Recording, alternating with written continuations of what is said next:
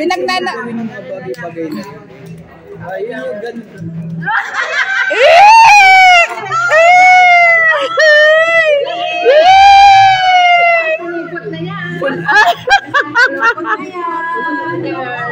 Nag-design na yan sa trabaho. Mix muli ng pulupot, girls. Oh, yes. Mayroon. Kami din yun.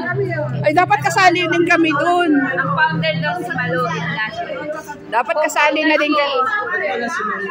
Nasa Jensan. Dahil sa church. May ano siya sa simbahan. Dapat kasali na rin kami dun dahil lagi kaming Busy sa simbahan. Thank you po ha. Thank you so much sa inyo. Yes. I love you, Yung Bunso. mga daddy namin nagpapasok na.